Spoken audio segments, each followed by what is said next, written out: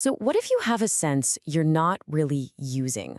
One that goes way beyond sight or sound or touch? For literally centuries, we've called it all sorts of things: a sixth sense, intuition, a gut feeling. In this explainer, we're going to dive into what that really is, and more importantly, if it's something you can actually learn to unlock. You know that feeling, right? I mean, we've all been there. You're thinking about an old friend and bam, your phone buzzes with their name. Or you get this super strong feeling about a decision that, turns out to be totally spot on. Is it all just a coincidence? Well, the perspective we're exploring today says no way. It suggests we can tap into information in ways our five senses just can't explain. And look, this isn't just stuff from fantasy novels or late-night talk shows. It turns out there's a whole formal field dedicated to studying these exact kinds of experiences. It's called parapsychology, and its whole goal is to take these weird moments of intuition and insight seriously, to try and understand the human abilities that might be behind them. So, the first big idea to get our heads around in parapsychology is extrasensory perception, or, ESP. This is basically the catch-all term for any time our mind seems to grab information without using our eyes, ears, or any of our known physical senses. And here's where we need a really crucial shift in thinking.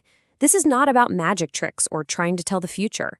The core idea here is that these abilities might just be a natural, kind of dormant part of being human, a potential that's built into every single one of us, just waiting to be woken up. Okay, so if this is some kind of latent potential, what does it actually feel like when it happens?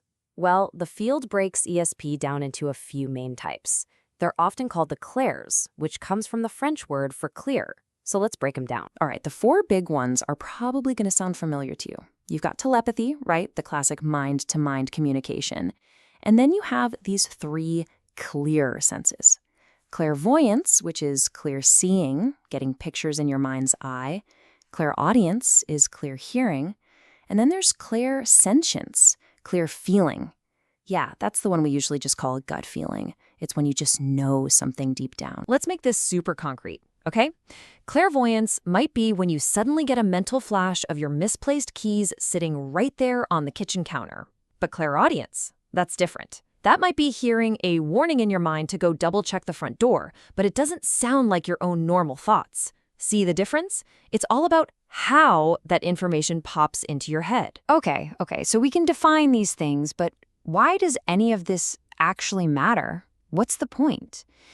This is where the whole idea moves from being just a cool curiosity to maybe being a real tool for personal growth. And here it is, the core claim from the source material we're looking at. Developing these intuitive senses isn't just a party trick. It's presented as a direct path to boosting the fundamental power and the overall capacity of your brain. The analogy here is just perfect. Think of it like a mental gym. Just like lifting weights builds muscle, the idea is that actively paying attention to your intuition is a workout, but it's for parts of your mind that you might not normally exercise. And that, of course, leads us to the biggest question of all. If it really is a mental muscle, how do you actually build it? How do you go from having a random gut feeling once in a while to intentionally making that sense stronger? And honestly, this might be the most empowering idea we've talked about yet. The source completely reframes ESP. It's not some rare, mystical gift that you're either born with or you're not. Instead, it's presented as a trainable skill. Just like learning to play the piano or speak a new language, it's apparently accessible to anyone who's willing to put in the practice. So what does that practice actually look like? Well, the source suggests a really simple three-part process. First, you've got to quiet all the mental noise, find a calm state so you can actually hear those subtle signals. Second, you focus your intention, kind of like tuning a radio to one specific station. And third, you just record whatever comes through.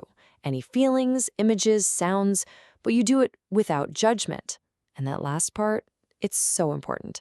The goal isn't to be right every time. It's just to get good at the act of listening in the first place. So let's pull this all together.